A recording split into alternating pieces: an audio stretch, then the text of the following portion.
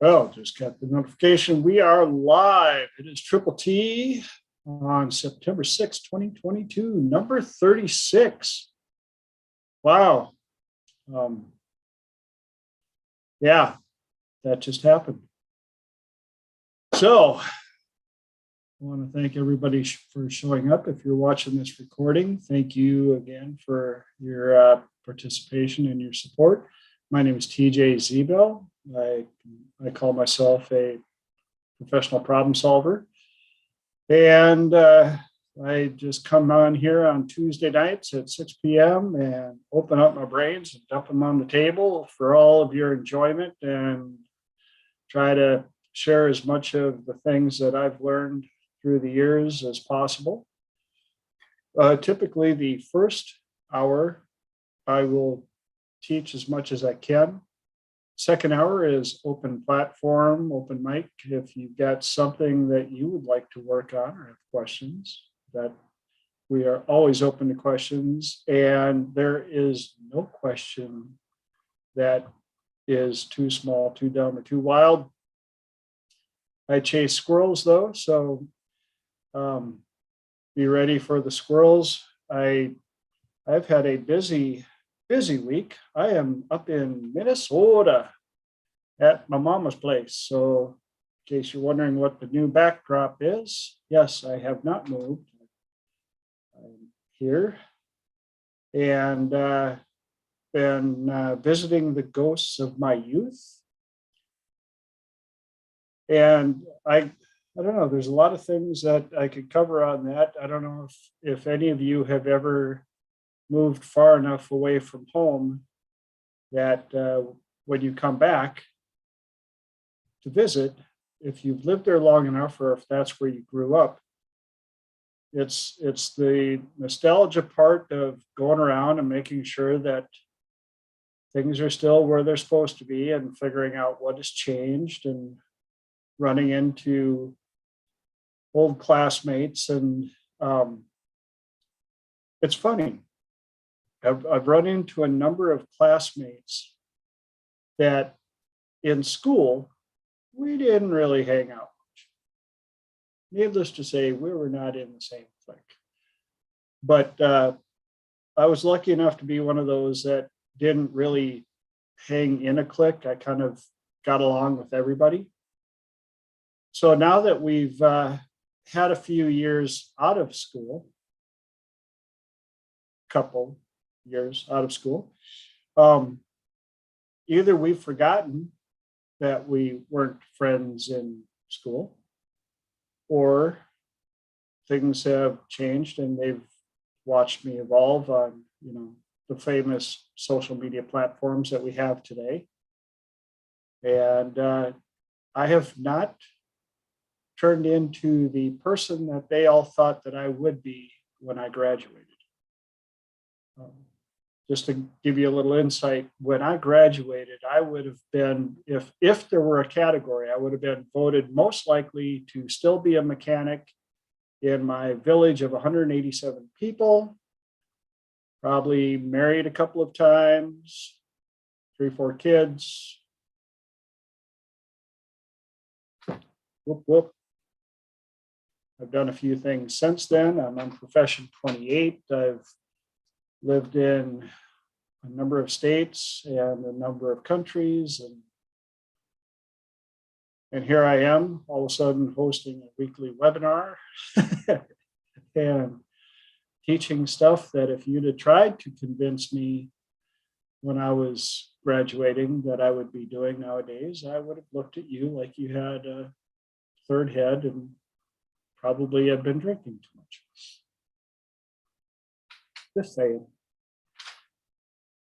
But it's fun now because I'm seeing classmates and friends who have children, and some of them have grandchildren. Like, what? Like, how is that? I'm sitting there going, okay, move the one, move the decimal point, add, apparently they've got grandkids. But now I'm telling them what I do, and and offering to teach their children and their grandchildren stuff that we get to do. And it's kind of fun, especially with the looks on their faces. So I'm curious, what do you guys tell people you do now when it comes into the realm of this?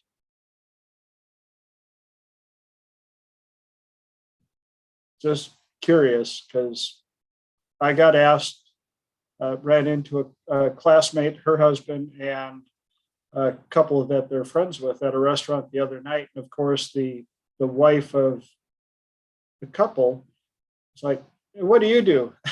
My classmate looks at me and she goes, "Yeah, what do you do?" And I'm like, "Well, I'm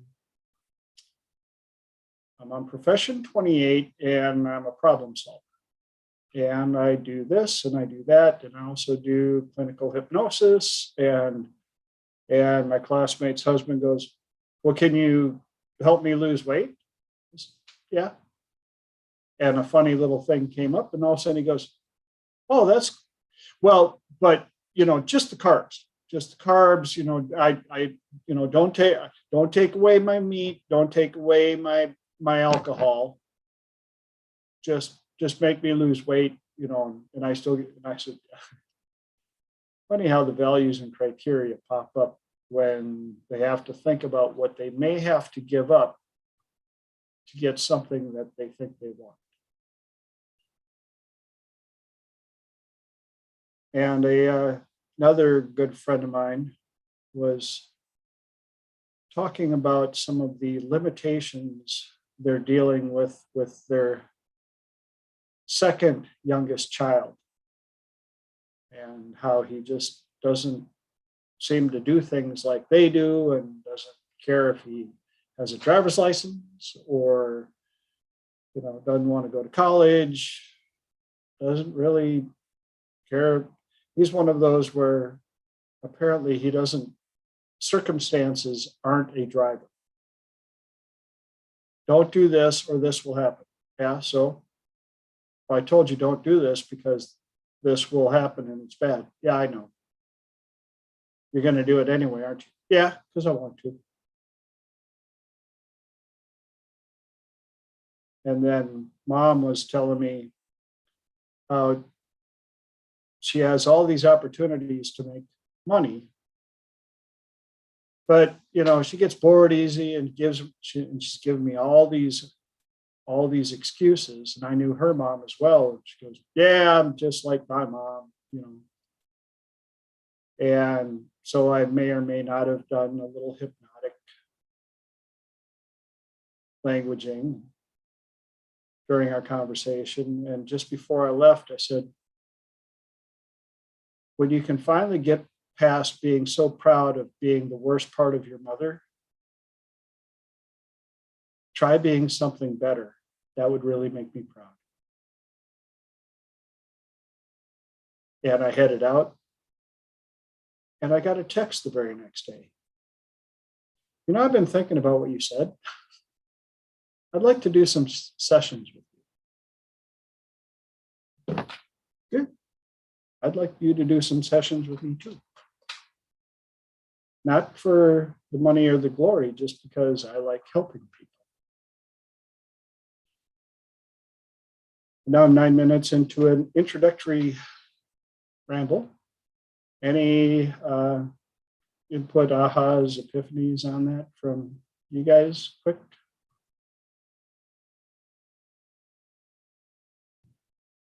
Bueller?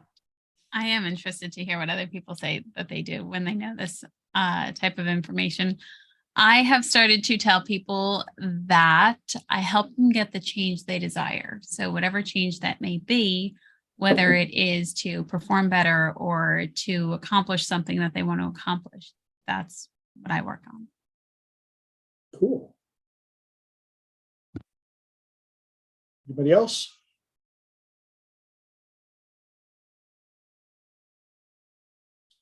I'll jump in and ask the question. I haven't figured something consistent. So I'll be honest, when I tell people, It also partly depends on what my relationship is to them. There are some people I tell them, yeah, I do accounting, because I do. I'm not even going to share that other half, but yeah, for some people I'll say I'm a hypnotist, and for some people I'll say I do guided meditation, but nothing consistent for me yet. Oh, and Elijah shared a good one. He said, I tell people I can help them to change their automatic unwanted behaviors. That's a good opener.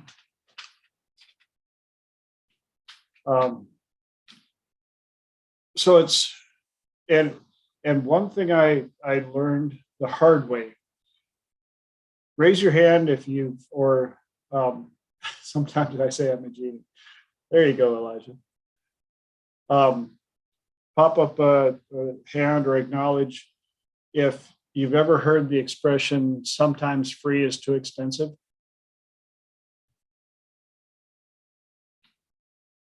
What I found is, especially when dealing with friends and family, especially in the teaching and the stuff that we do and the stuff that I teach, I've offered to certain people, many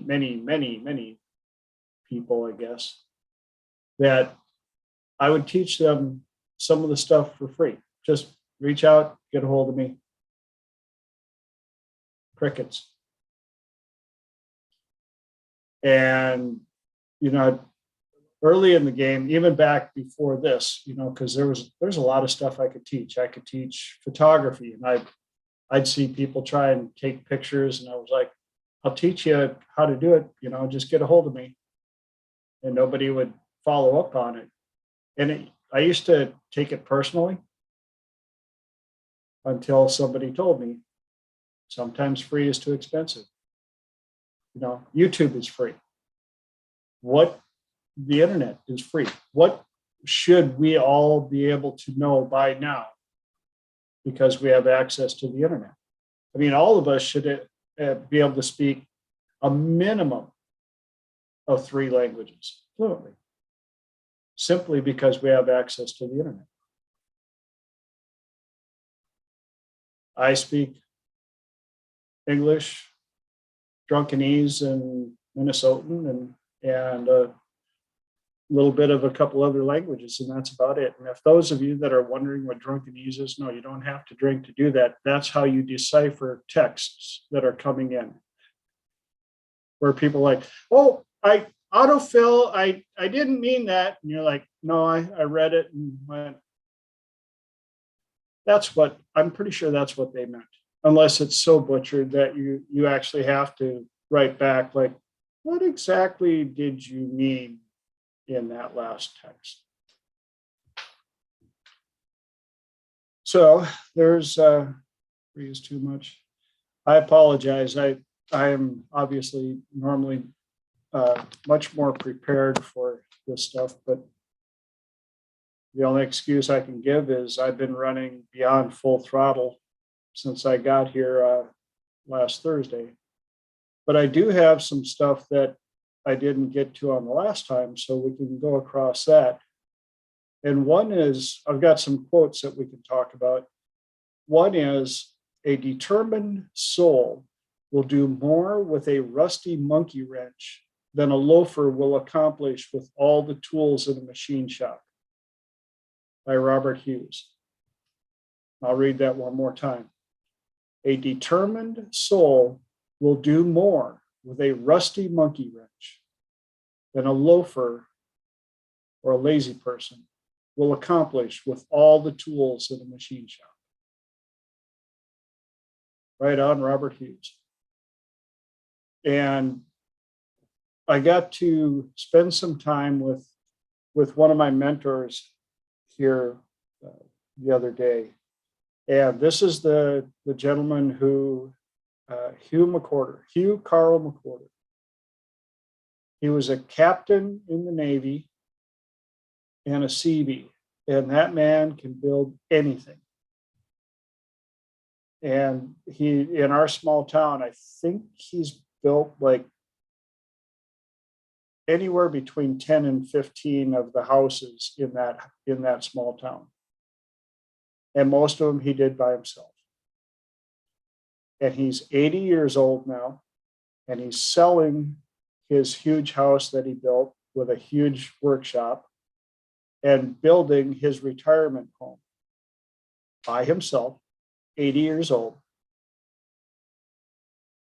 And this is the gentleman that when I was 5 or 6 years old, he and his father, Hugh Sr., had me and my best friend, their Hugh's nephew, Greg, had us pulling nails out of recovered lumber and taught me real well that what do you call a 2x4 when you pull all the nails out? A 2x4, because it's still good. As long as it's straight, you can use it. And also taught me the older lumber, the slow growth old lumber is so much stronger than the new fast growth stuff, hybrids that you're getting in Home Depot. And if you look at some of the old buildings, if you can get some of the old wood out of an old building, and I'm going to exaggerate a little bit, but on the old stuff, the growth rings will be about this wide, and the new stuff, the growth rings will be this wide. And that's where you get your strength is from the growth rings. So the more growth rings you have in a stick of lumber, the stronger it'll be. That's why oak is super strong. And if you find an oak that grew in a windy area, even stronger, because it had to deal with buffering with the wind and strengthening and pulling in the cells stronger. And the house that he's building in the town I grew up in, I was looking at some of the cross trusses, and he goes, you know where those came from? And of course I'm like, but Uncle Hugh his mind is so sharp and the stuff that he remembers. He goes, I pulled them out of an old house. They're about 100 years old. I used them to build another building, and then they were going to tear that down. So I went in and I disassembled that building and stored them, and now they're here. And those 2x6s are almost like iron.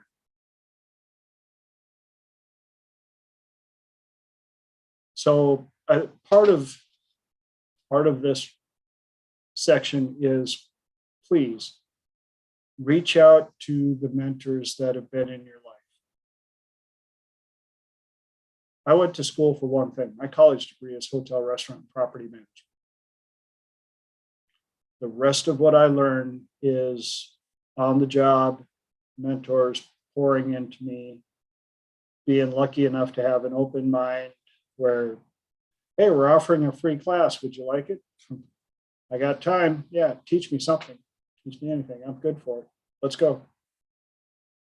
And I've been reaching out in the last year. I've been reaching out to as many of my mentors as possible and just thanking them for their time and pouring their knowledge and wisdom into me, because they didn't have to.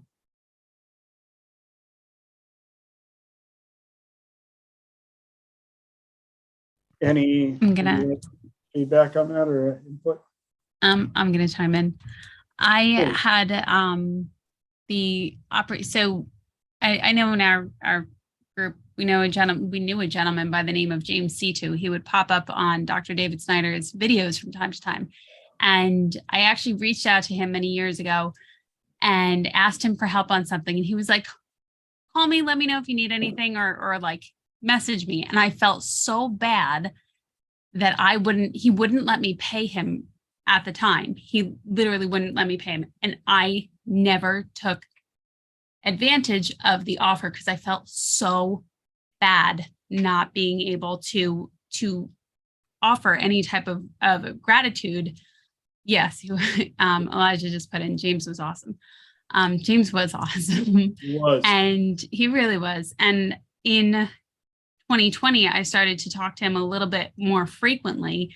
And to this day, still massive regret. And it's probably one of the saddest, hardest lessons to learn, that somebody really wanted to be there for you. And because I felt bad because of my limiting beliefs, my programming, and the variety of stuff that I was bringing up, I didn't take advantage of it. And now he passed away. And it's a sad thing to learn, but it's really stuck with me, to really take people up on the offer when they're offering. Because if they didn't want to be there, they would not offer. I had a similar experience. One of my uncle's best buddies, I was probably about 10 or 11, offered to teach me how to play guitar for free. And I was like,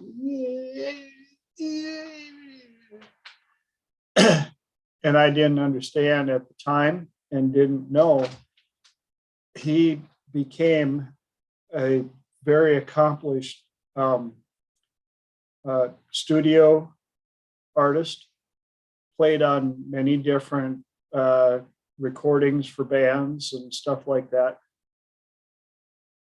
And yeah, you're like, what the free? I could have, I don't know if I'd have become a famous guitar player, but at least I could probably play Mary Had a Little Lamb better than I do now.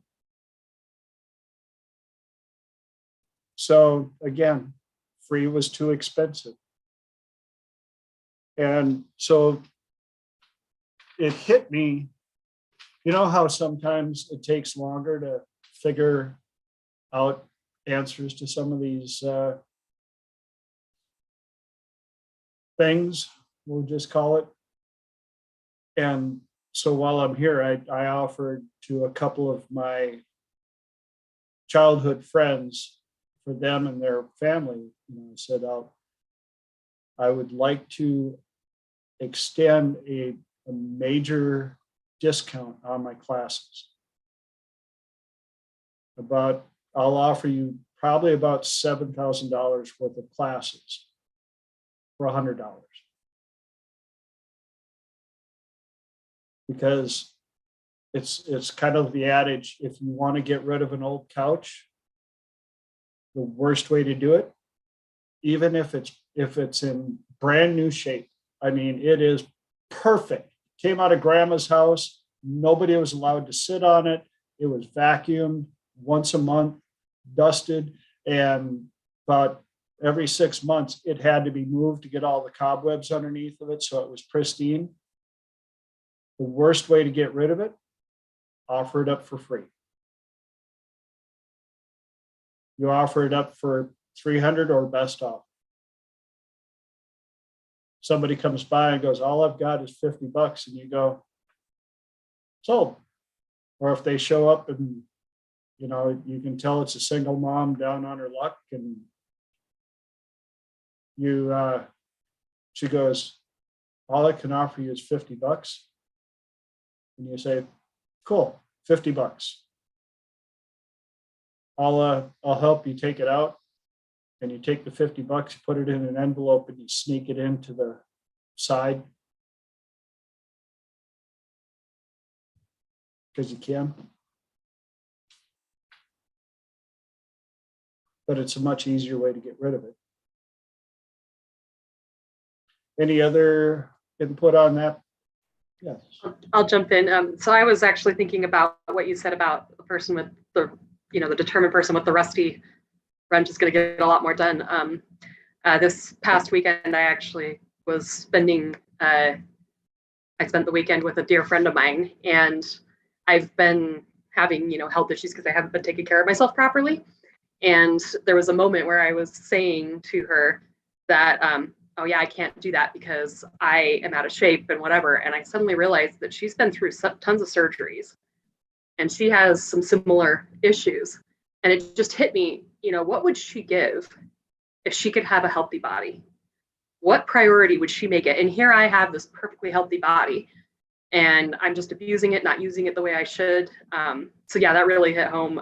It also reminded me of a sweet lady that was in my choir who's in her 80s.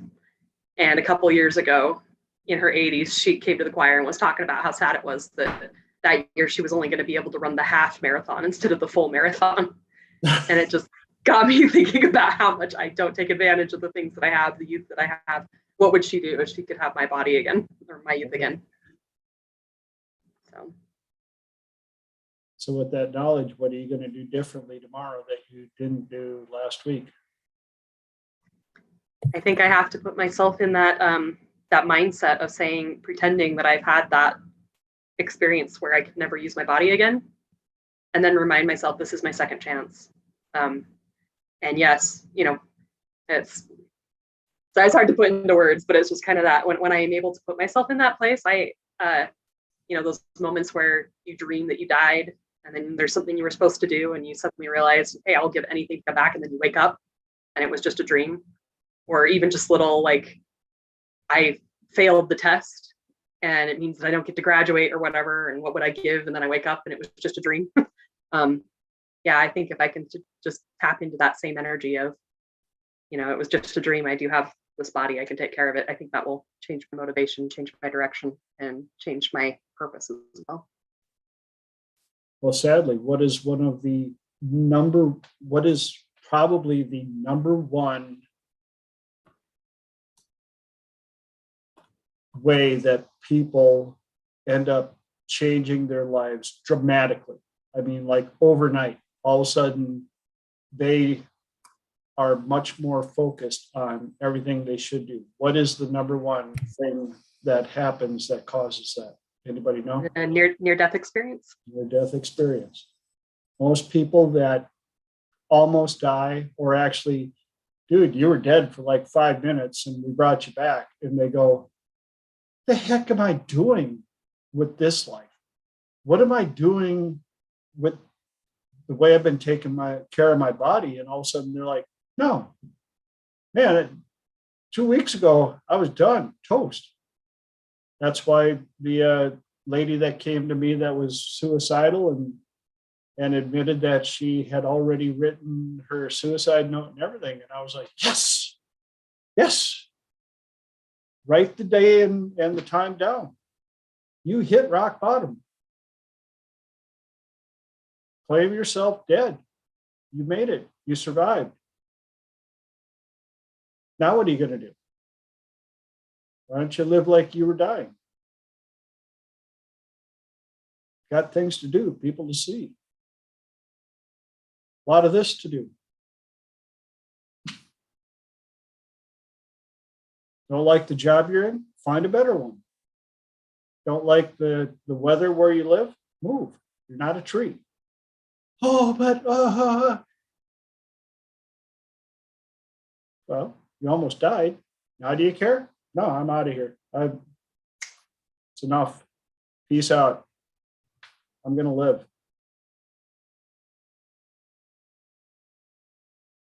I had a family member that was near and dear to me that I got to spend some time with. And they had the mindset of a fragile, frail 90-year-old. And they weren't. Very healthy, early 70s. And I was like, what do you, really? No. This is not living. You took care of people that were that way, but you're not that way. You took on their thought process. Time to look in the mirror. Start living.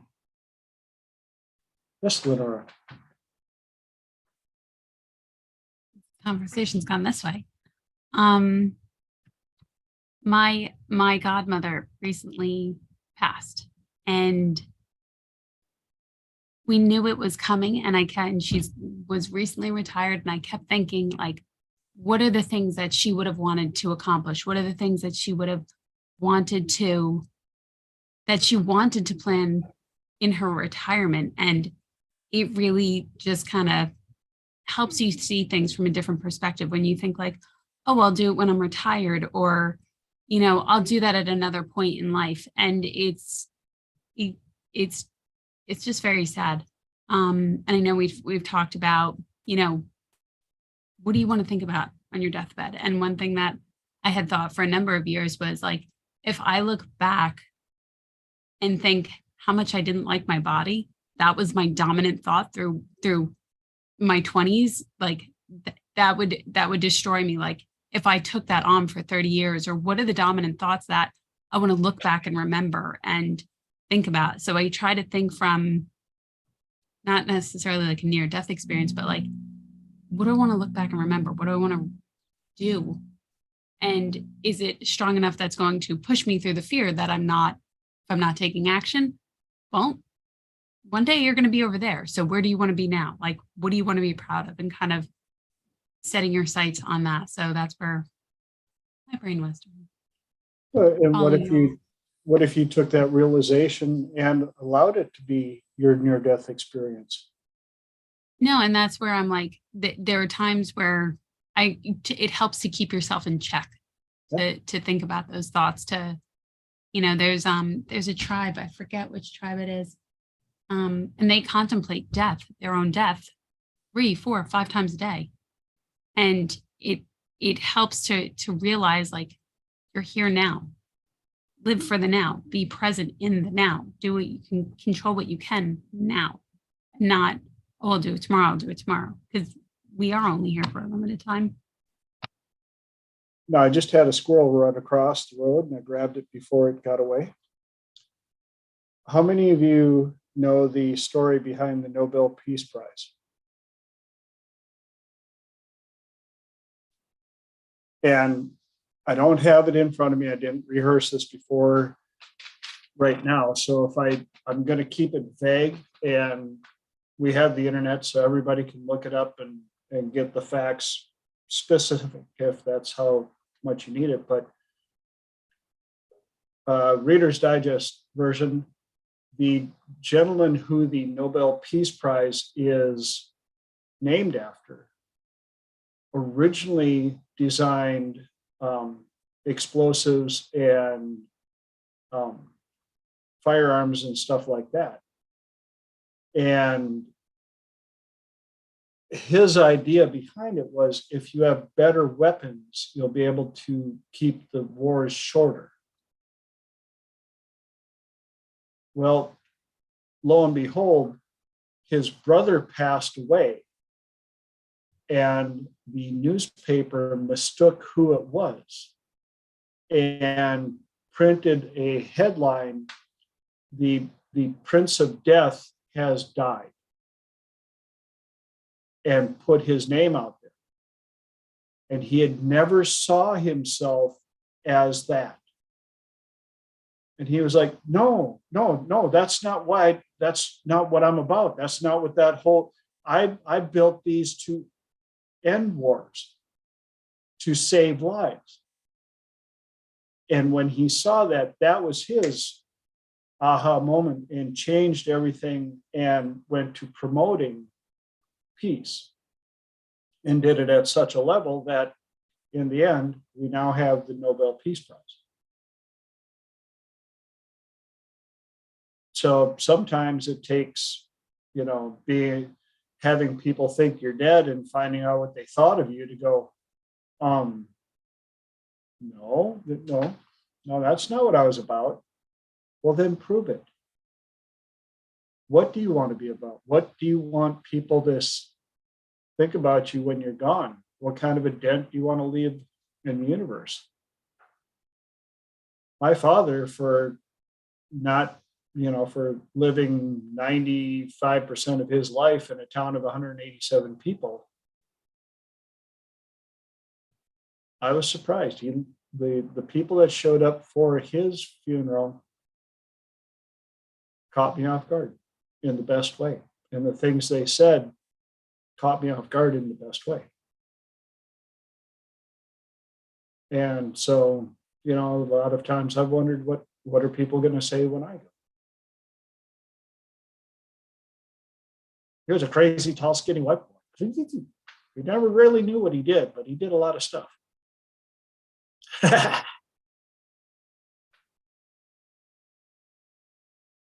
So part of what my mission for my mother and I here is writing our obituaries, because we don't have that done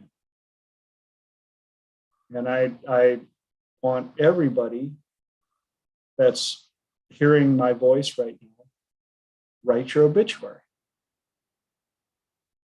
And we make it such a dark, morbid, oh yeah, that just seems so creepy.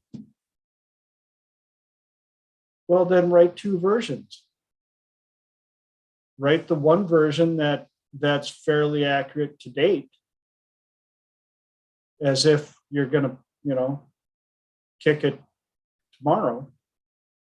And then write the version that is going to be, when you're 94. That's my intention, by the way. I'm just putting that out there. I'm going to live to be 94 because I got stuff to do and I can't get it all done tomorrow. I know I tried getting it done today. And so write the version of when you're going to pass in your 90s of the things that you did, and include up to the present and then your future. That way they can edit it accordingly. And have your picture picked out. And I've learned, have the music that you want played picked out. There's a few songs that I've picked, and there's a few songs that I don't want played. There's a traditional, up in Minnesota, I grew up Lutheran, kind of like Catholic, but 1/3 to guilt. We don't get Catholic calisthenics, sit, kneel, stand, sit, kneel, stand, kneel, stand, kneel, stand, sit, kneel, stand. But we also don't get the wine, and we don't get lunch during. I'm going to get so much feedback. Stop typing. It's a joke. It's okay. God knows I've said it before. If he didn't like it, he'd already struck me down. Anyhow, yes, I'll do some repentance. And anyhow, some people are going, he's been, yes, I counted 187 people. We had 3 churches. Well, a bunch of my friends were Catholic. Yes, I've been to Mass.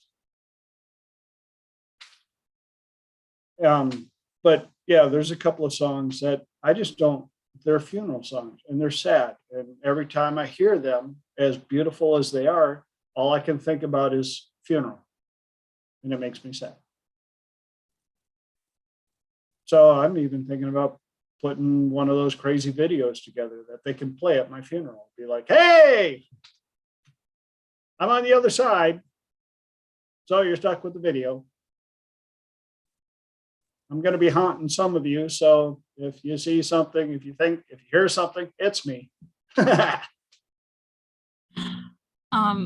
godmother wrote that it has to be a party and that only the Beatles can be played. There, see? You look at the Irish, man, they throw a party. And you can tell how popular the person was. I mean, sometimes it takes up a 2-block procession. They're like, wow, that person knew a lot of people. That's going to be a hefty bar bill. I should probably do that. I'll set aside about $1,000 for a hotel or for cocktails, and they have to pay their own hotel room. We'll just party. Here's some tea for now, but later on, have whatever makes you happy. So that was a squirrel. What else we got in here? I thought this quote was really cool by Albert Einstein. I have no special talents. I'm just passionately curious.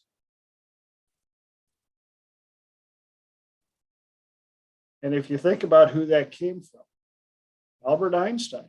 Like, I have no special talents. I'm just passionately curious. And what did he accomplish by being passionately curious? Yes, a lot. Here's another one by Tom Grover. Everything gets easier when we stop expecting it to be easy. I'll read that one again.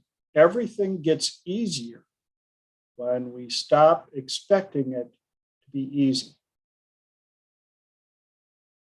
You just go in and do it. No worst case scenario, no best case scenario. Just got to get her done. Get her done. Here's one that I came up with, but it was based on a conversation about validation. And I said multiplication by 1 is verification. Multiplication by 2 is multiplication. I know, a little deep. I'll read it again. Multiplication by 1 is just verification. Multiplication by 2 is multiplication. If you can get more than one person to verify it, now you're multiplying the effects. And I think we're up to stuff I've done before. Let me know if you've heard this one. By Seneca the Younger, we suffer more often in imagination than in reality.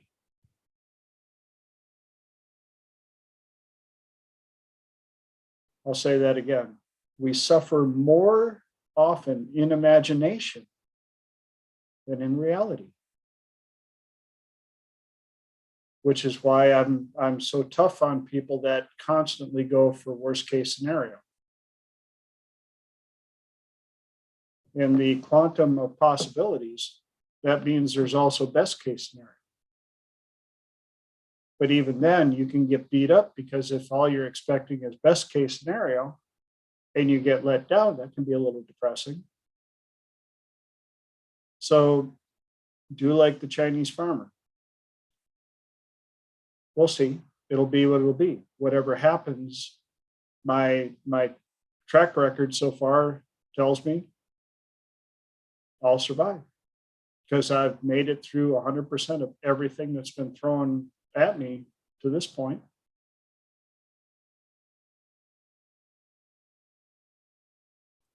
And some of it might have been worst case scenario, and I still survived. Trying to remember who. I've got to track this one down if you guys can find it. The quote was, I've invested so much energy into worrying about 100 things that could go wrong, 99 of which never did. And the one that did was nothing.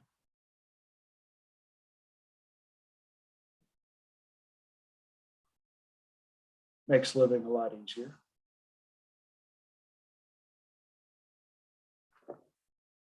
I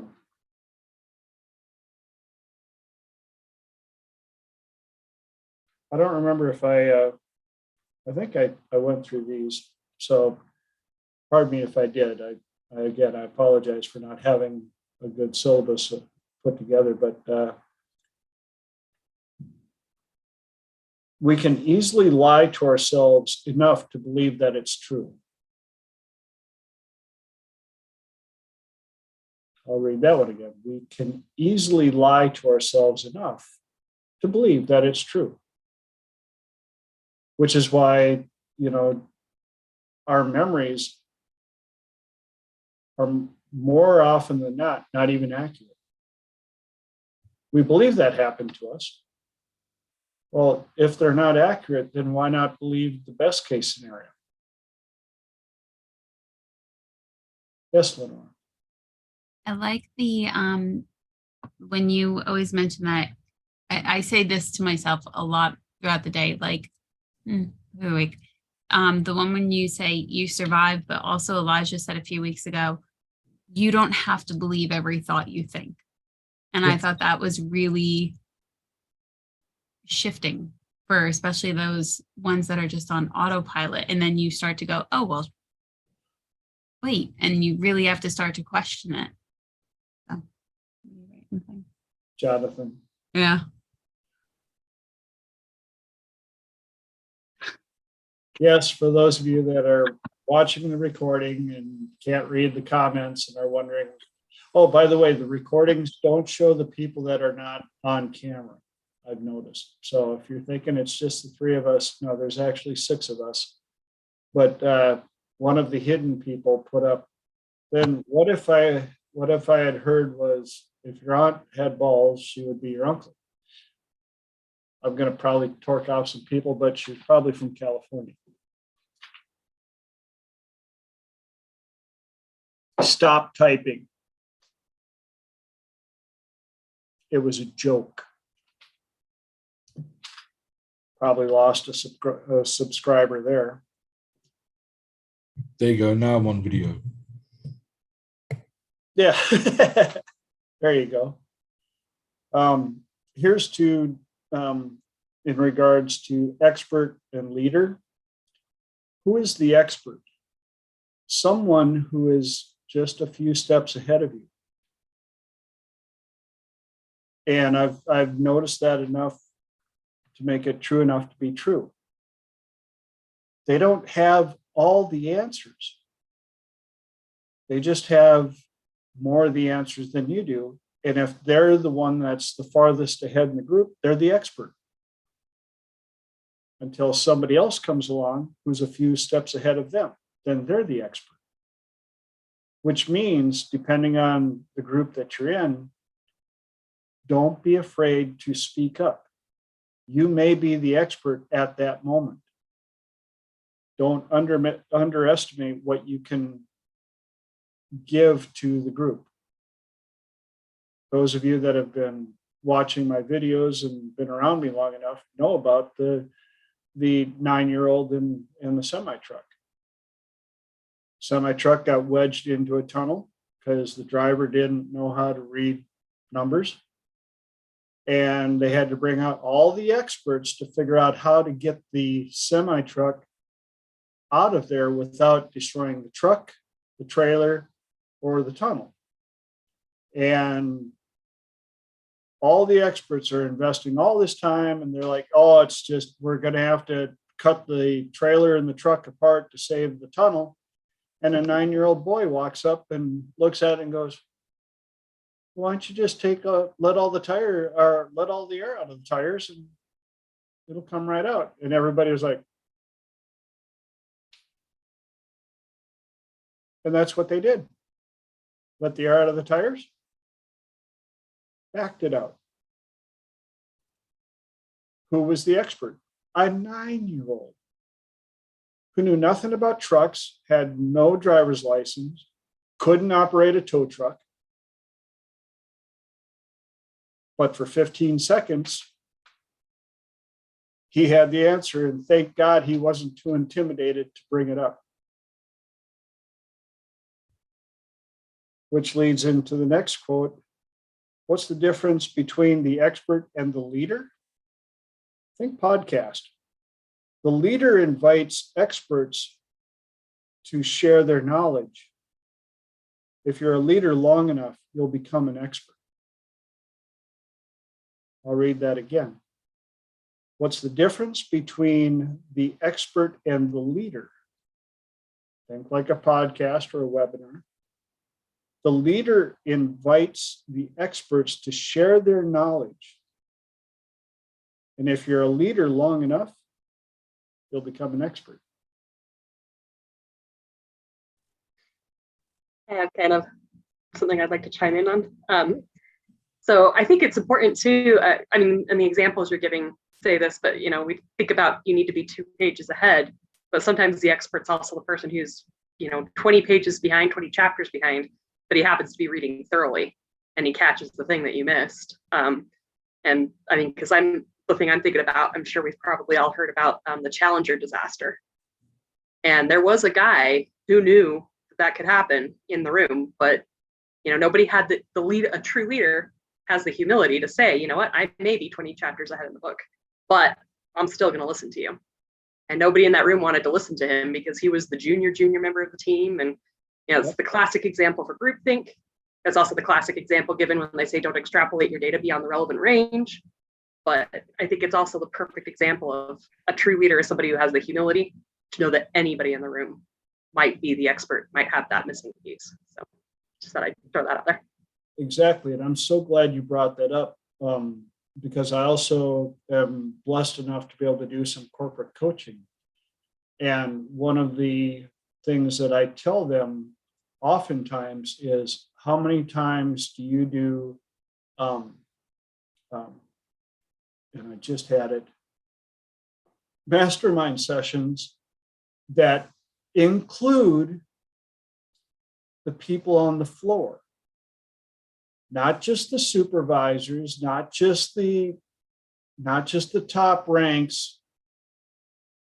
Are you bringing in people on the floor? And one CFO that I worked with, when I brought that up, he was like, well, yeah. And I said, no. You know why? Because I've been the person on the floor where the ideas come down from the top and you guys have no idea what we're doing on the floor. And the company with this CFO had locations in 5 different countries around the world.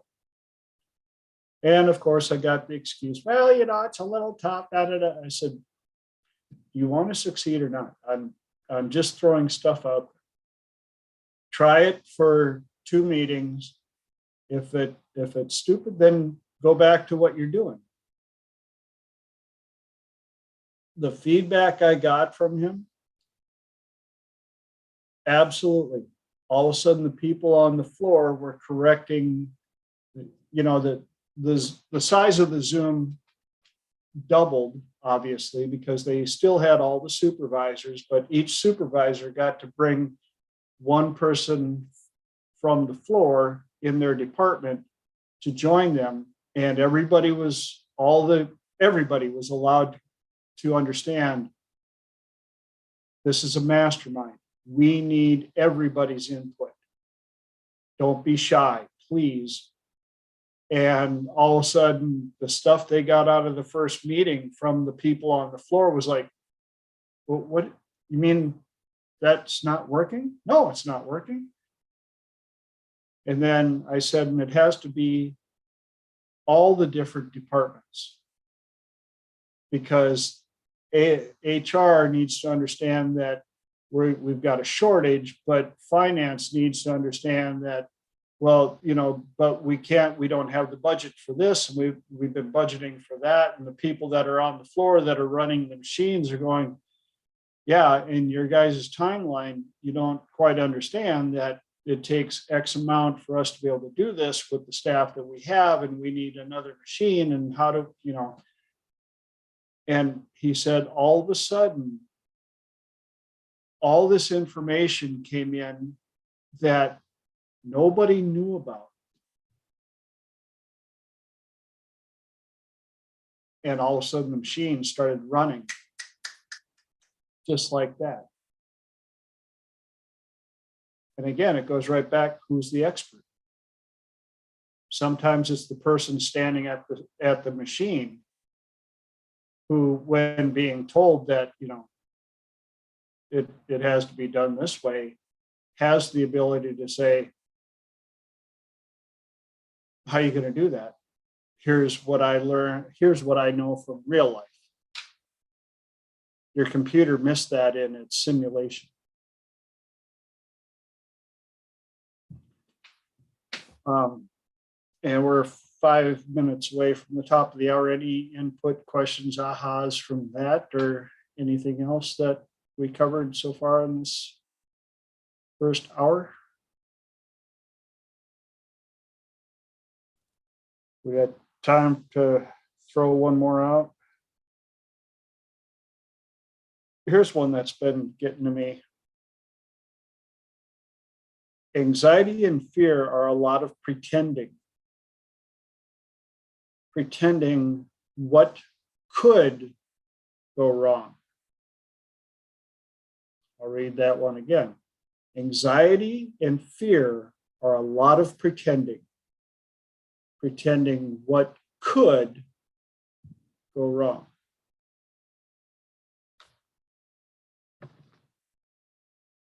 How many times do you invest all that energy only to be let down when it doesn't go nearly as bad as your brain told you it possibly could?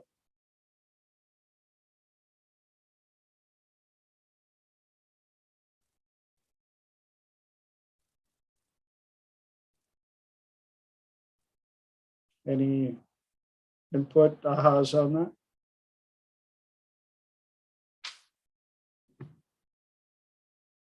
Okay, we'll let that one float.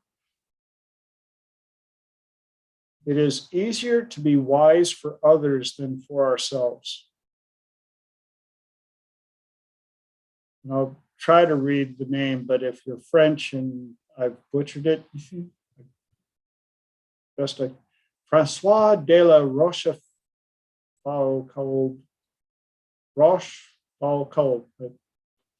Francois said that it is easier to be wise for others than for ourselves. I know, because I bartended for quite a while.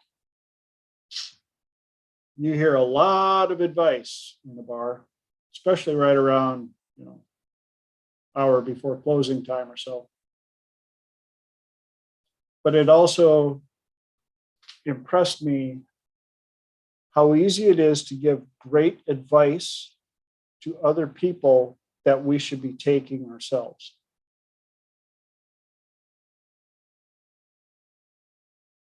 And more often than not, the advice, like I say, is good. It's true. It's because we know that we should do it. And so we've probably thought about it, researched it, didn't do it, but we know what we should do. So when we hear somebody else that's in the same position we are in, we're like, hey, I know exactly what you should do. I won't do it, but this, if I were to take my advice, it would work. I just, but you should do it. It would be really good.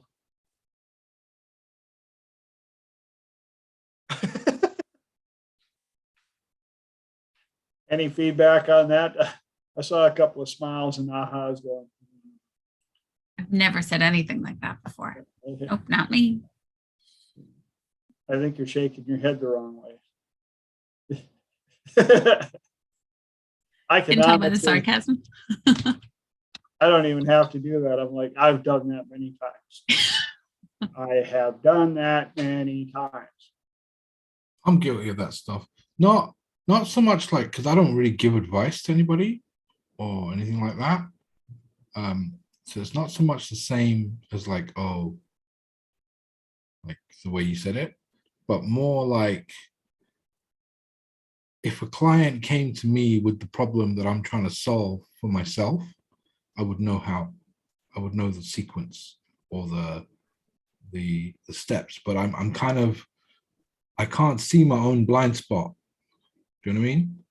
So I need like an external different point of view to bounce it off so that I can get a different alternative perspective. That kind of thing.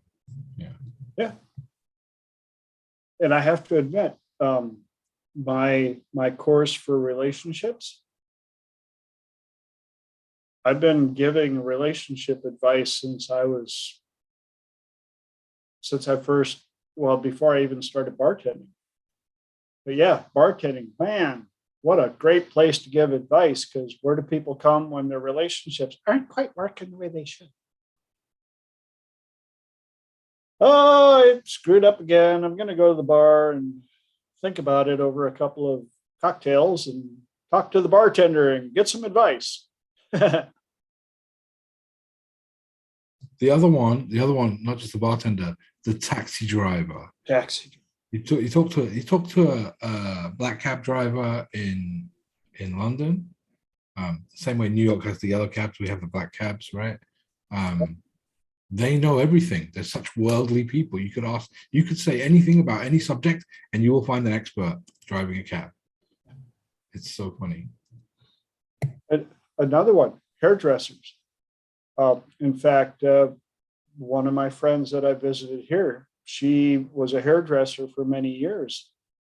And she said, I finally quit because I couldn't take listening to the same people whine about the same problems that they won't do anything about. Because I was just like, your energy, I can't take it anymore. And when I told her what I call those type of people, she about died. The phrase that I didn't come up with it, I heard it and it struck so hard, is ask hole. Ask holes are the people that will ask you for advice over and over and over and then do the opposite. Here's what you should do, and here's what you shouldn't do. And then they go and either do nothing or they do exactly the opposite of what you told them to do.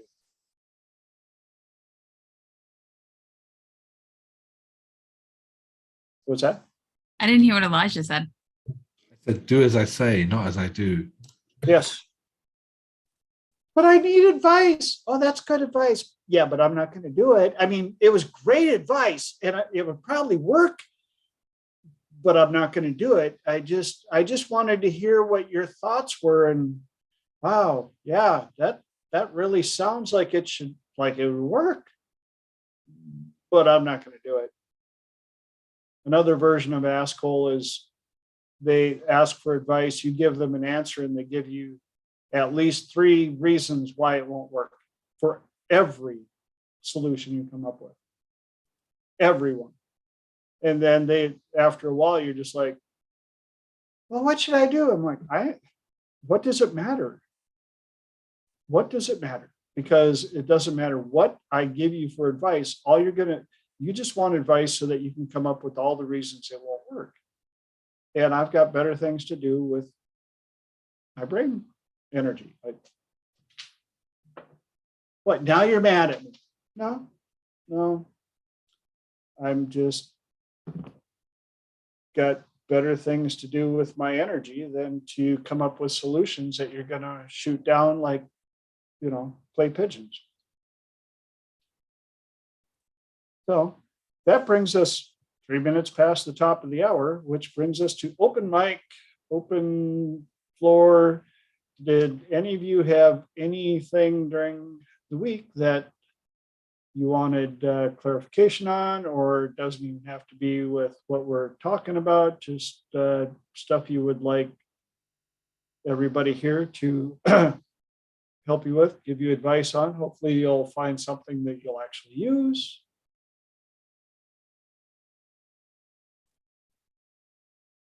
Yes, Lenore. I was waiting to see if anybody else popped up. Question for the group.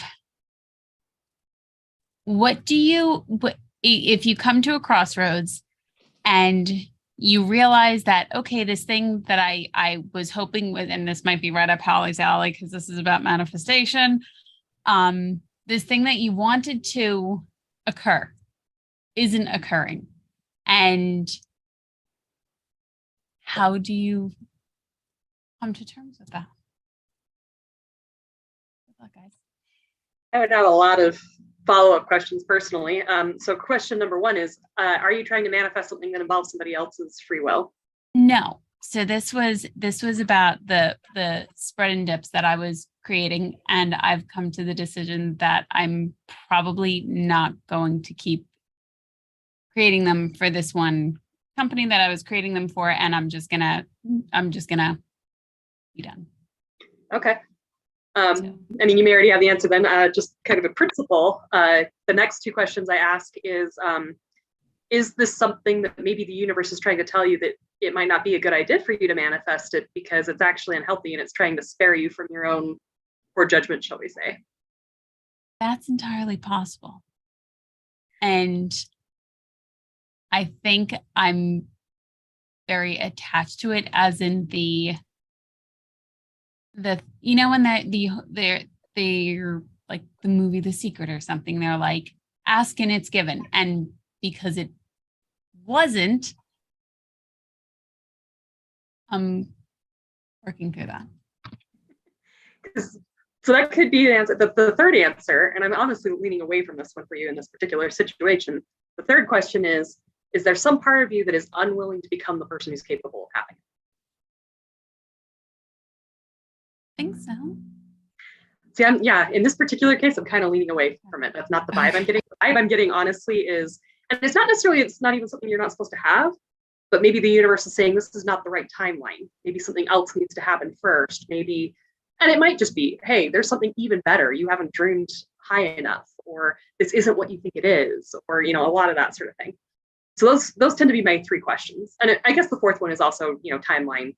Have you really given it enough time to unfold? But even that one didn't feel like it was. This is, in this particular instance, it's feeling to me, my gut is saying, the universe is saying maybe there's something better for you to manifest in its place. Maybe the universe is and if you push, by the way, if that's the answer you get and you still push, the universe will give it to you anyway. But what it's saying is, hey, right now, I don't recommend it. But if you want to keep pushing, I'll give it to you. But acknowledge that you got the message. And if you want to go the other way, maybe I'll even show you what you can manifest even better. Or at some point, maybe even show you why it wasn't a good idea. But just my gut. Anybody else, feel free to jump in. The other part that I've realized I have to remind people of is being prepared to lose something to get what you're manifesting. Kind of like the person that, trying to manifest a pay raise of $25,000 a year. 2 weeks later, he gets fired, and they're like, what the? If they go out looking for a job and they get a job that magically offers them $25,000 more than what the old one was. Or the person that's trying to manifest a new car and then looks out one morning and a tree fell on their old car. They're like, and then the insurance comes in and provides them with the car they were looking for. So there's that portion as well. And when you went to manifest it, did you put a timeline on there and the reason why there needs to be a timeline on it?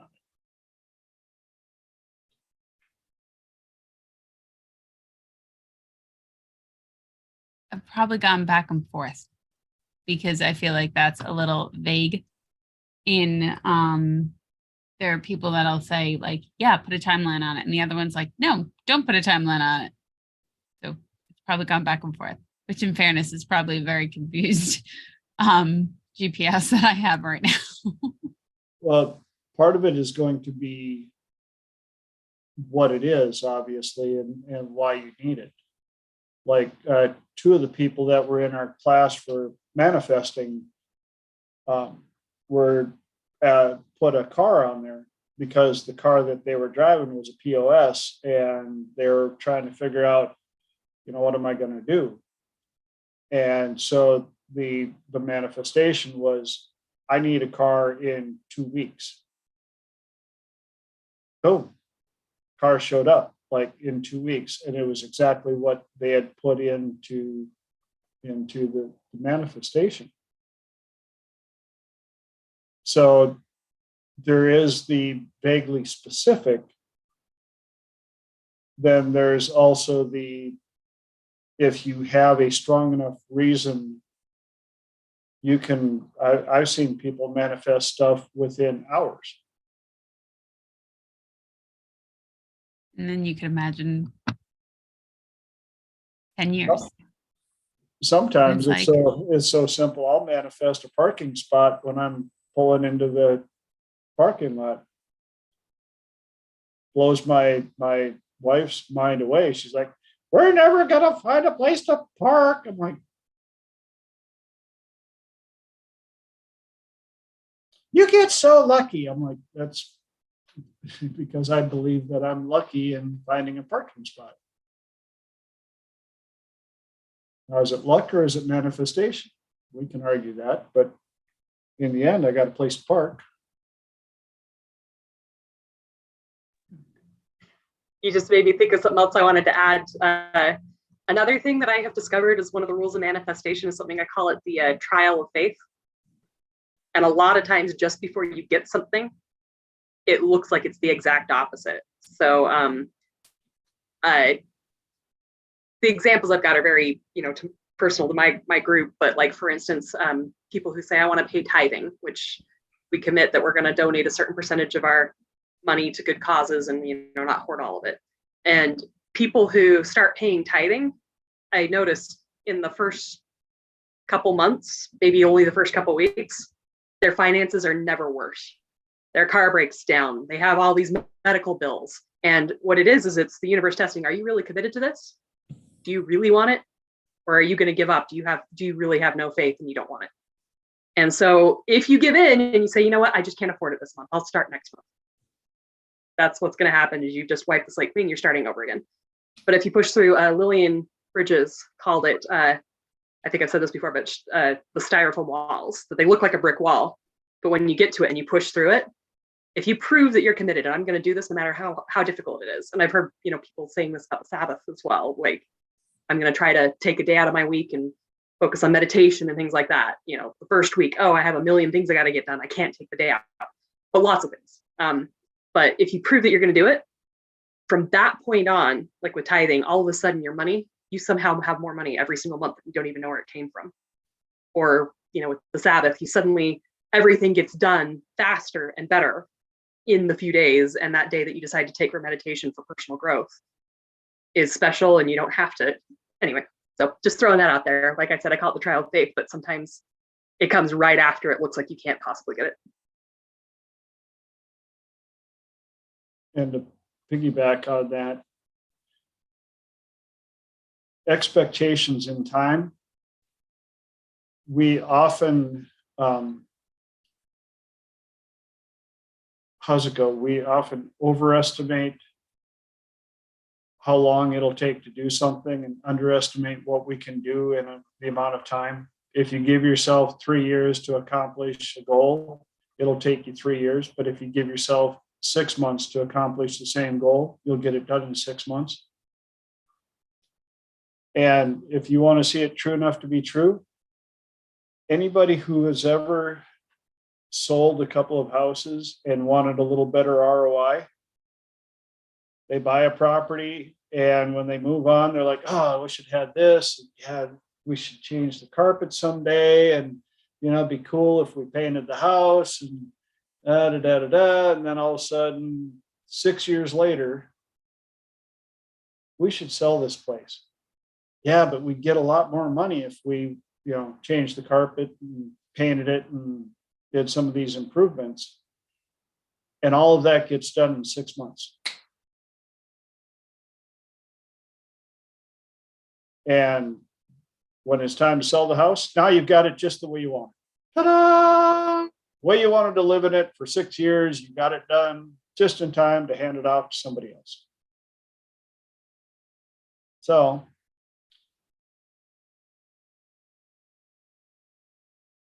any other input, ahas, or things that we would like to talk about for the next 45 minis? Anybody got anything that from the past that they would like the panel to go back? Thank you for your input, everybody. Well, yeah, that's what this is about. What else you got for us? We've got 45 minutes to fill.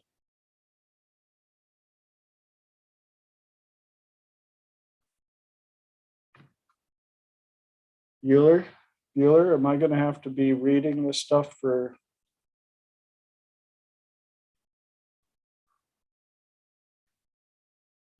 Here's one for you to think about, get some input on. The quickest way to succeed is to start now and figure it out as you go. You can't learn how to drive in a parked car.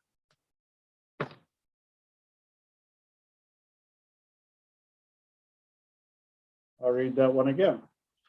The quickest way to succeed is to start now and figure it out as you go. You can't learn to drive in a parked car. Oh, but what if I go in the ditch? Then you'll learn how to not go in the ditch anymore. Well, what if I suck at parking? And you'll learn which ways you suck at parking and how you have to learn to get better at parking.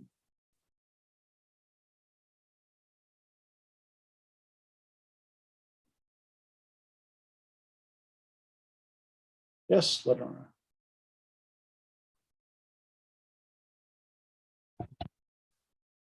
I'm coming back around to this. So with all the information you just said, the entire panel, how do you know which way to go then? You course correct. You just pick one and go. And if it doesn't work, you see, sat nav doesn't work if you stay still.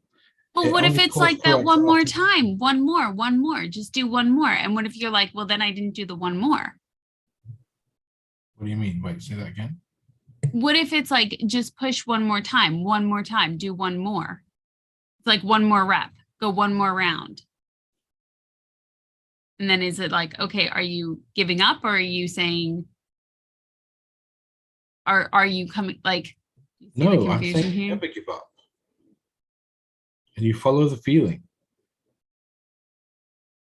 You follow the feeling.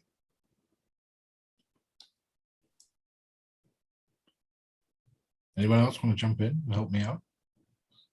Is it? I think I've oversimplified it. I completely agree that, because I think we all know the difference between the feeling of, okay, I'm course correcting. I've been trying to do the same thing over and over again. I'm going to try a different tack versus the feeling of I'm giving up. They're very, very different feelings. And you could course correct, and maybe that was the right one. And you go back and you do that final punch, or, you know, like, yeah, it takes 9 punches to knock this person out, and I stopped at 8. That is a definite, very real phenomenon. If you check with your gut and say, does this feel like I'm making progress? Does this feel like I just need to keep pushing? Or is my gut saying, I just need to come at it from a different approach? I need to course correct and try a different tack. The gut usually knows. And you, if you're honest with yourself, you usually know if you're doing it because you really want to succeed and you're just changing tacks, or if you're giving up because you just can't take it anymore and you're sick and tired of getting feedback that you need growth. If that makes any sense. But yeah, continue, Elijah. I think you're absolutely right on. And to reference Jordan Peterson again, as I have many, many times, Jordan, please, if anybody knows Jordan, got questions, would love to chat with you. I'll even pay. But his whole deal of if you don't know which way to go, even with manifesting, you know, do I wait? Do I do this? Whatever. If you don't know which way to go, just go somewhere, because somewhere down that path, even if you realize, oh, I'm on the wrong path, the way you realize it is because you can look over at the other path and go, oh, well, that's where I need to be. And you would have never figured that out had you not started somewhere on some path and made some progress. Right, because staying still, like, you know where you'll end up if you stay where you are. You have that information already. The information you don't have is behind or after an action that you haven't taken yet. And you won't know that information until after you've taken action. So the question is, what's the smallest next step I need to do to get to where I want to go? And then once you've taken that action, first of all, feel good that you've taken the action, right? I did something. I accomplished, even if it was a minute step, I accomplished something. That's a good thing, right? Now, what do I know that I didn't know before I took this action? And then that you use that information to course correct if needed. But if I've been doing the same action now for 2 years and haven't yielded the results, 2, 3 years, whatever it is, I'm losing track here. and haven't gotten the manifestation that was the goal, then are you beating your head against a brick wall, or do you just need to say, okay, you know what, this You is. need to be more specific. I need more information. I can't I'll say just ask this. What's your gut telling you? Ask your gut that question, Lenora, and what does it say? Okay. And I've got a question. I Yeah. didn't mean to be in the hot seat Oh, here. no, that's what this is all about, because somebody out there is going to watch this recording with the exact same question and thought process that you have. You're awesome and you're unique, but this isn't a unique question. I've even had this one. So that's why I think we all have. Part of it is, have you identified, again, the importance for the timeline? Because there are some things that the universe is setting up things in order to make it happen. The other part is, what has changed in your life since the first time you asked, and where you're at now, and what are you working on, and what is changing in your life now that will change how that manifestation is delivered to you, and what it will mean to you now versus what it would have meant had you gotten it right away. And one more little squirrel that ran across, and I grabbed it, I almost lost it, was so many people are afraid to put things on their manifestation list because they're like, well, but what if it shows up and it's not what I thought? Then you manifest something else. It's not that you're stuck with it. The universe has everything available to it. Well, I asked for a 2-door sports car and then it showed up, but I realized that it's not very practical. Then as easily as you manifested that, manifest what you need. And that's where it's like, it hasn't happened. So I manifested a car in 3 weeks. That wasn't a problem at all. This apparently is not transpiring. So that's where it's like, okay. Well, if you feel comfortable, you don't have to tell us specifically what it is, but what is your gut saying about that? Probably more like I'm done. Like, I think it's a lot like a death of a dream. Got another question for you. What does it cost you so far to have it on your manifestation list? And what would it cost to leave it on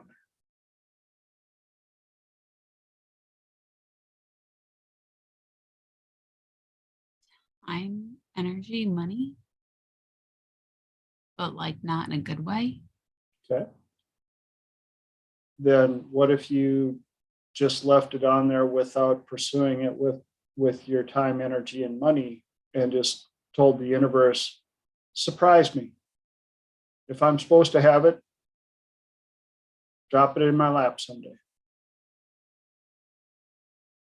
Because it could be that you were investing so much time, energy, and money in the wrong direction that the universe waiting for you to stop with that and just set that on the table and go another direction and bump into the person that you were supposed to run into that had almost what you were looking for, but a better version that the universe had come up with.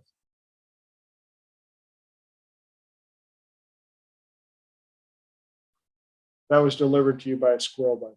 So, Thank you, squirrels. Have you tried the learning frame? You put the learning frame around it. You manifest learning and becoming better at manifesting. And do that first.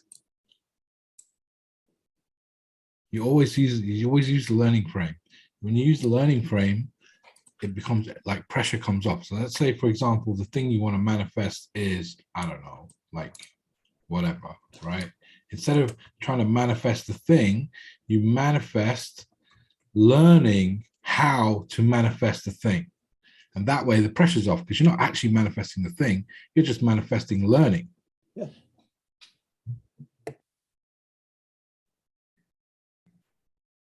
I love Good that. job. Very valuable. That is cool.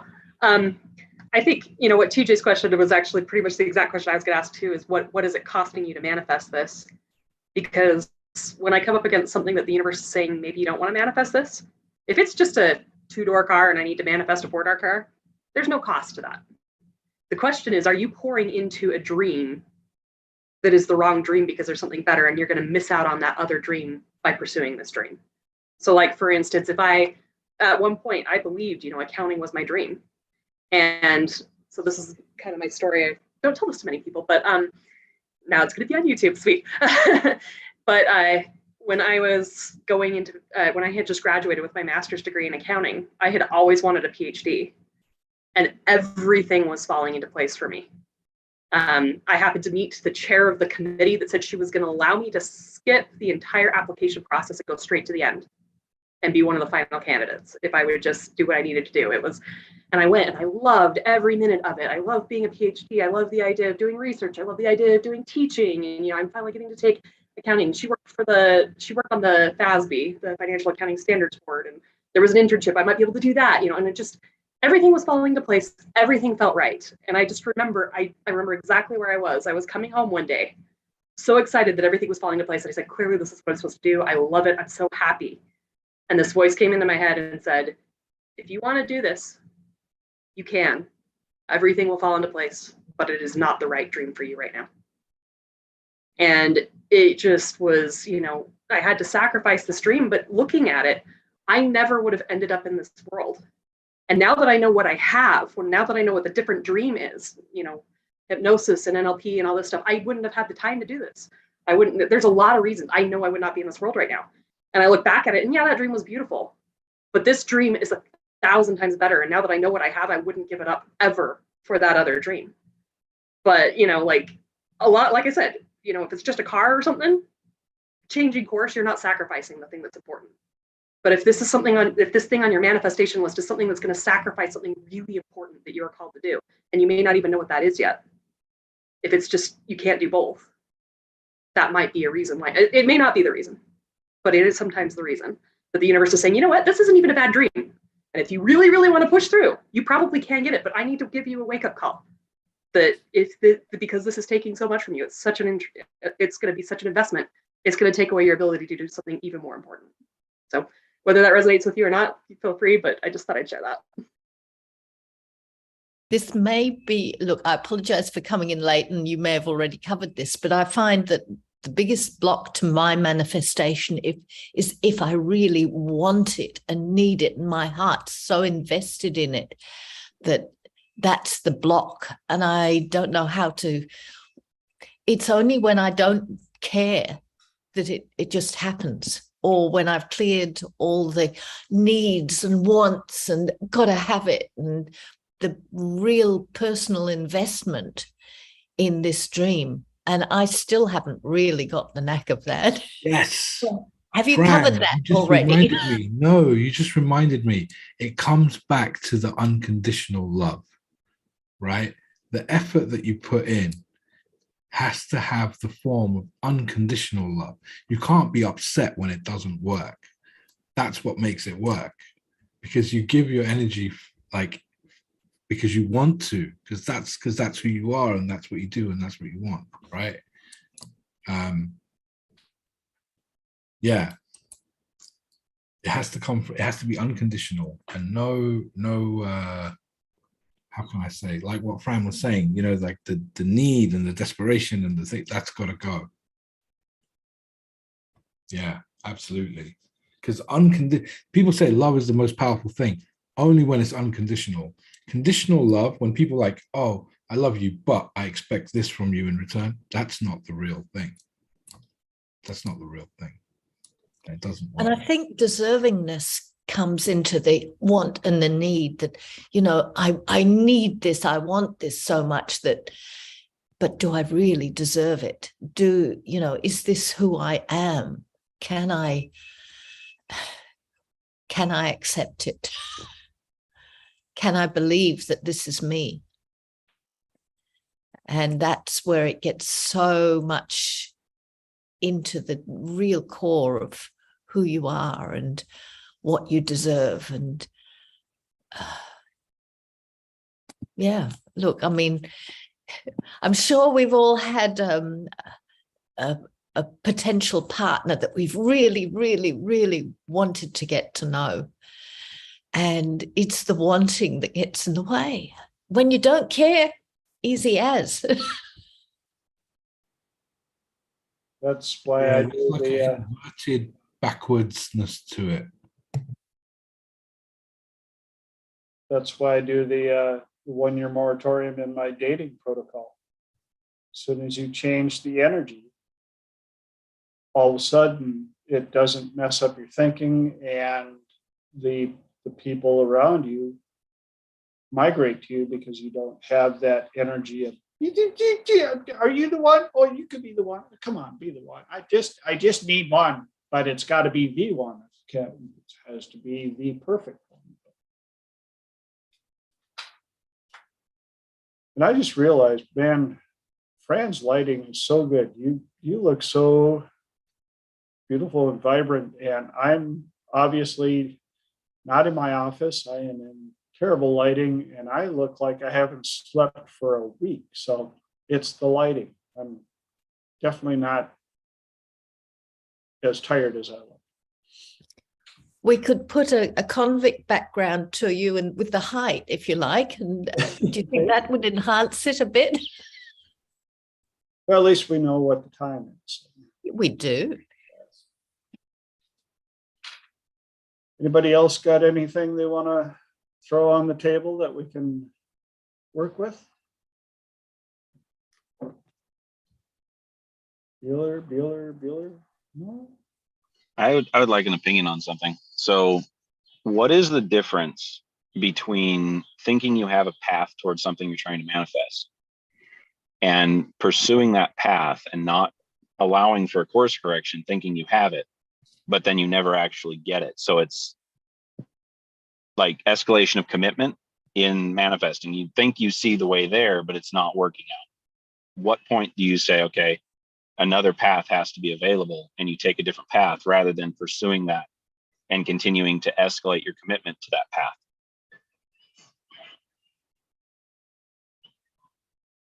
Just not answering your question properly. The biggest experiences I've had in that aspect is that all these wrong paths kind of lead back to the right path, maybe not at the time you expect it to happen, but they're never wasted. All these wrong paths, they show up in unexpected ways, maybe 5 years later, and say, here I am. This, if you hadn't done this opportunity wouldn't be open to you now. It's happened again and again and again in my life. So I live in a small country town, and every so often I have to go down and drive in the city, and I have to allow time for these detours because I get lost or get disorientated or haven't read the map right. And these little life detours are exactly the same. Treat them as exciting little adventures along the way, and then you've lost nothing. And they will, I promise you, even if you don't expect them, just keep your awarenesses open in the back of your head. And maybe not now, maybe not in a month, maybe not in a year, but in a few years' time, they'll raise their heads and say, hi, and open up something special and new.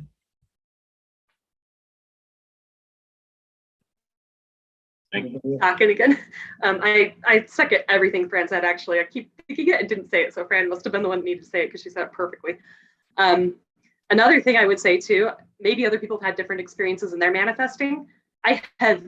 Whenever I see the path and I think I see it, I am never right in manifesting. So I mean, I guess the thing is like, the big thing is, as long as you're not like tapping into your ego or tapping into desperation, and as long as you're making a commitment to keep checking in with your gut. Okay, I don't know if this will lead there, but is this an okay choice for me to make? You know, and like Fran said, it might, I feel like I'm supposed to be learning in this process. So I might pick the wrong path, but I'll make a little bit of progress, I'll learn. And like Fran said, if it's going in the wrong direction, I still learn something valuable that still ultimately gets me there. I go a little bit, I check in again. Is this the right place?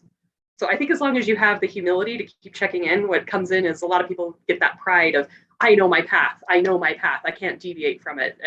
If I admit that this is the wrong path, it means I'm stupid. If I admit that this is the wrong path, it means I got it wrong. As long as you're not doubling down on that, and as long as you're willing to keep checking in, I think you'll be fine. But just 50 cents. And you may want to ask for clarification about whether or not you're investing the right time, energy, and resources to make it happen.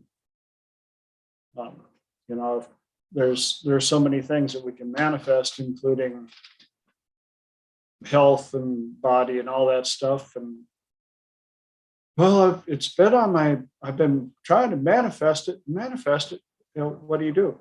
Well, I watch, you know, a fitness show, and I bought a recipe book, and I got a subscription to a health club. Okay, did you go? Well, no, I'm trying to manifest it.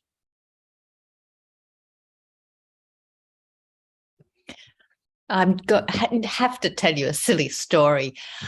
I learned gold assaying. Now, that's a really obscure thing to learn for general walk of life, but I don't quite know how it happened, but I got enrolled in a gold assaying course, and I really enjoyed it.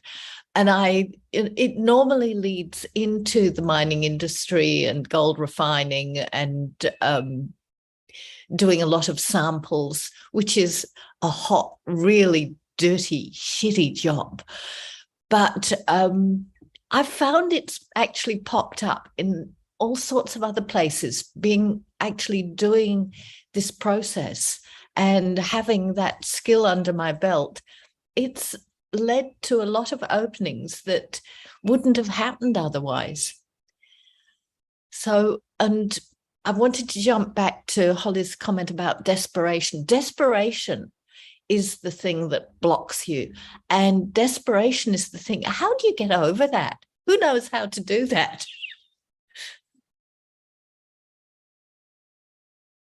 What would it be like when you already have it? Like, okay, I know, oh, what would it be like if I already had it? Like, just such a silly question.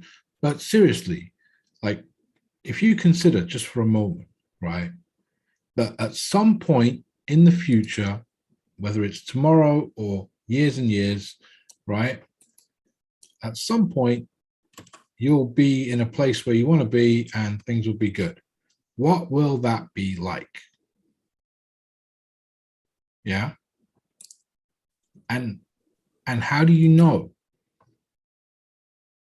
Okay.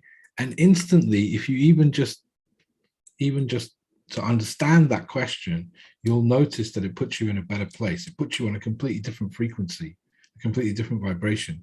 You can't be desperate if you already have it. You can only be grateful, because gratitude is the ultimate state of receivership, because in order for there to be gratitude, it means you must have already had the thing that you want, and that's why you're thankful. What it throws in for me when you did that was actually I found that there were about 5 different choices, and I'm thinking, okay, now which one do I choose? So is that other people's experience when you throw yourself into the future like that? Or am I unique? Wait, what do you mean 5 different things you choose? Sorry, what do I think? Sorry. You just go further. Oh, you go yeah. further till you have all 5. Test them.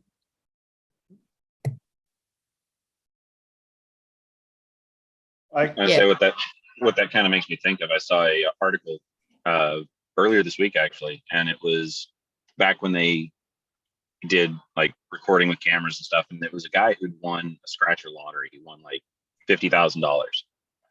And for their episode, they were going to reenact it. So they take him to the place where he won. He gets another ticket and he scratches it and he wins again. And it struck me because it was like, okay, well, what state was he in while he was reacting or reenacting the winning? And then he won again. And it was, I don't know, it wasn't a complete answer, but it's interesting to mull over.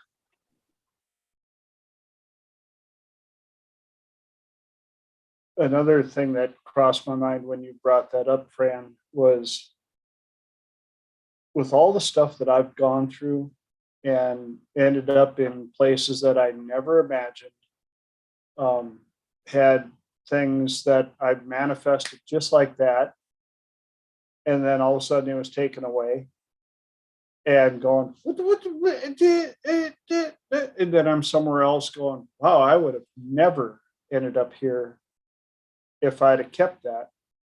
You know, I'd coming home here. One of the things that I do is I drive around and I look at the properties that I've owned. And the first property that I owned, total manifestation, no question. I was just like, I'm going to get a house. I don't know how. I'm broke. I have no money in the bank, but I'm going to get a house. And within 2 months, I owned a house. And then all of a sudden, boom, I owned a photography studio. And when the lease ran out on that studio, I was like, I'm going to own a property big enough for my studio. I know I'm gonna. I don't know how, but I'm going to do it. Bam, it happened. And then in 07, everything got taken away, and I'm out in San Diego sleeping on the floor of a garage. Going, wow, didn't see that coming. But I knew that I wasn't going to stay there, manifested another place. And when that started not working out, I manifested another place.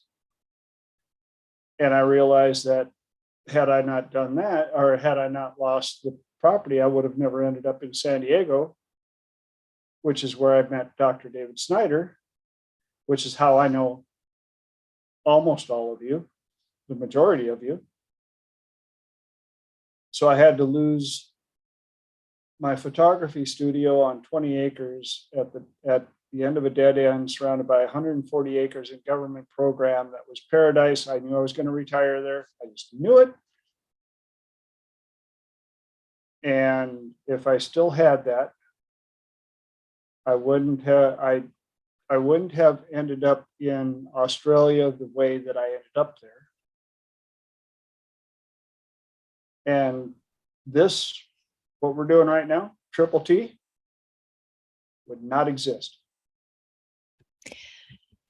Yeah, and you're describing the process of creation, which does have to involve a certain amount of destruction. It's a cycle of creation and destruction. And how many lifetimes do you want to live in this lifetime? I mean, you've lived a whole load, but what a privilege. Okay, things go to shit every so often, but you have another opportunity. You get carte blanche. You can do anything, be anything. And that in itself is very freeing. And it's desperation in a different way, because you've just got to make it happen. And it's no two ways about it. And so you do. And that circles back to what if I manifest something and I don't like it? Well, add to that, what if I manifest something and it gets taken away? Then manifest something different. Manifest another thing. And once you get really good at it, I mean, I know some people that they blow my mind, the stuff that they can manifest just like that. So that's a good project for all of us to work on this week. Get better at manifesting. And even if that's putting on our manifestation line that allowing the information that we've already gotten to lock in and give us that aha moment going, oh, there's what I was missing. A friend of mine was telling me that it's kind of pulling all the threads from what you guys have been saying. Whenever she went to a party, she decided she was going to be a different character and just totally got involved in this character, whether it was a lion tamer or whatever. And she made herself believe that that's what she was and sold the idea to other people, even if it was a bit out there. And she really got to experience what it felt like to be that other person. And that as well opens the doors to what possibilities you might consider, that if you spend a while just pretending to be somebody else, and you were talking about David Snyder, and I mean, he does that periodically and decides to take on a character and be that character for a while. And, it's all state control and what you can do and achieve as that character. And Lenora reminded me that with my fire brigade meetings, which is a very male environment, that if I take on the persona of femininity and goddess type energy, the guys, they just don't know what to do with it. And I don't have to shout or talk loud at the meetings to be heard. I just project this very female, quiet aspect, and everybody reacts differently. And when you do become somebody different, even if you're just pretending, if you can sell that idea to somebody else, even for a couple of hours at a party, it's a lot of fun. And it opens different doors to what you can think and imagine for you, is my belief.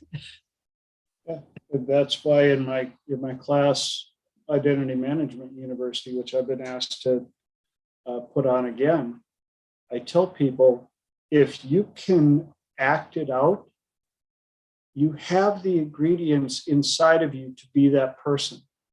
You would not be able to act that part at all if it wasn't inside of you.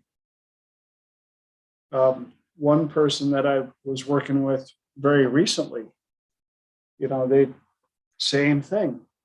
They were, I wish I was like this. I wish I was like this. I would go, okay, do you know anybody that personifies, whether they're real or fictitious, alive or dead, that personifies exactly what you've described? And like, oh yeah.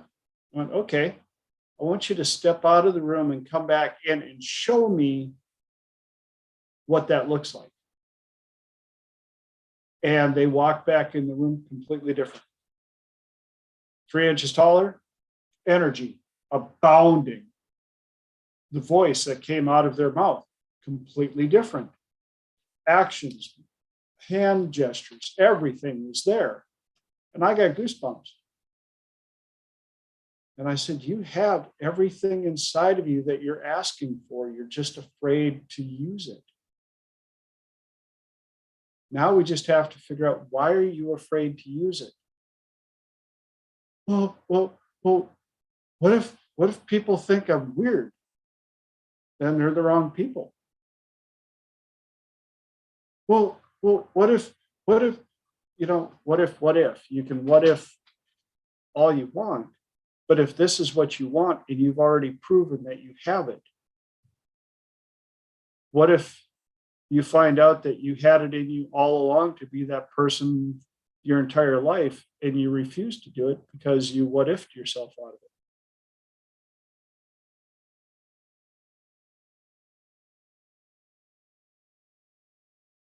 Fran, what if you had never figured out how to use that feminine energy, even though it had been inside of you how long? I have to talk very loud or shout. Yes. And that's not good because I'm playing somebody else's game. When you play somebody else's game and they're really good at it and practiced at it, you're not going to have as good an outcome as if you change the game. And I'm going to throw something in here. You guys remember David teaching reality frame override? Like, basically, you use your physiology to get the state, and then all you have to do is hold it longer than the other person. That's all you have to do. Is hold it longer than the other person, whether it's through sheer determination or just spitefulness or whatever, it doesn't matter. If you hold it longer than them, you're going to end up controlling the frame, and they're going to have to get sucked into your world. There's no other way. It has to happen. And to those of you that know Dr. David and have been to enough of his trainings, know this story. Those of you that are watching the recording and don't, Dr. David decided one time when he was working at a clinic on an internship that he was just going to make up this character, Captain Jack, the acupuncturist. And so he just built up this persona that he was able to act. And the next day just showed up with this entirely different persona and mannerisms and voice and everything. And for the first couple of days, everybody like, what are you doing?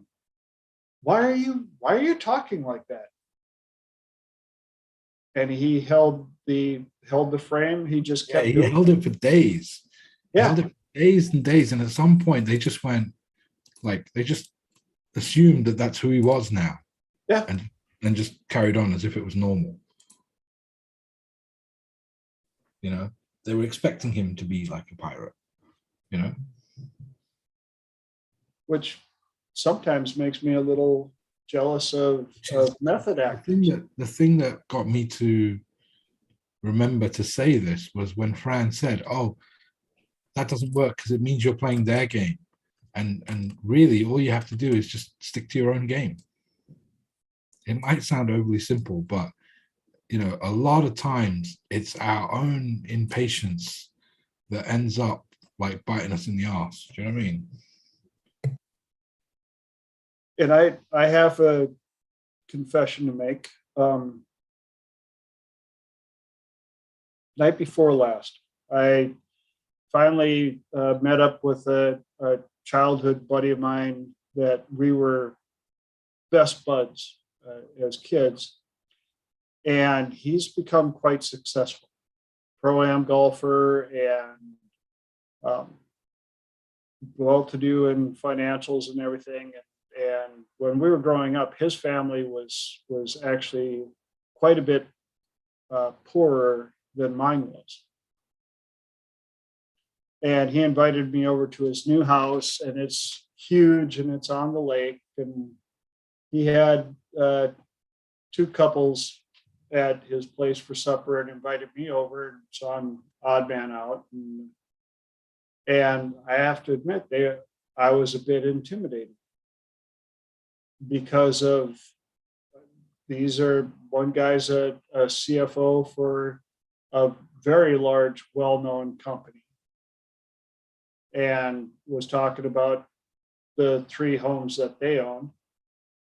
And the other guy was a successful golfer and very successful in stock market and stuff. And it caught me, luckily, my limiting beliefs about who I was. And I felt myself shrinking, and all of a sudden I went, they don't know me. Even my buddy doesn't know me. He knows me off Facebook now. I mean, we've got a past, we've got a history, we've got stuff we can talk about, but they don't know me. And so I rose back up. I'm like, I deserve to be here just as much as they do. My portfolio is not what theirs is, but I also know that this portfolio has a whole bunch of different stuff in it, and I can be whoever the heck I want to be. It's the selling the story to yourself that's the PowerPoint in this. If you just feel little old me, I don't know anything, instead of selling yourself who you really are, the good stuff. And we need to practice more telling ourselves all our amazing experiences and stories and achievements, and actually seeing them and recognizing them, because very often other people recognize them in us, but we don't. Why is that? How can we change that? That's what we do for others. We should be able to do it for ourselves. That was my aha moment. And it was funny because my buddy, one of the guys that was there had the same first name as me. And of course, my buddy growing up with me has always known me. Well, now people are going to know my first name is Todd. And there was another Todd there. And so when my buddy was telling stories or stuff like that, and finally I was like, actually, I go by TJ. I said, the only people that call me Todd show up at reunions, family reunions, class reunions. And so for the rest of the night, everybody knew me as TJ. And I got to be me. I'm like, I'm TJ. And this is what I do. And I help people out. And I work with CFOs just like you, Mr. Multi-$100 million business runner. And, but I have to admit, and it's going to help me with my clients, that even with all of the training and all the stuff that I do, I had a little stutter step with my self-belief and who I was. And I had to catch myself and go, I get to be whoever I want to be. These guys don't know me.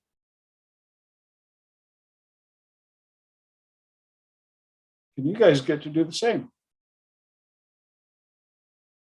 fact, if I didn't believe in myself as much as I do, Triple T would not be a product right now. I let my self-doubt keep this from the world for 2 years. Finally, I was just like, I'm just going to do it.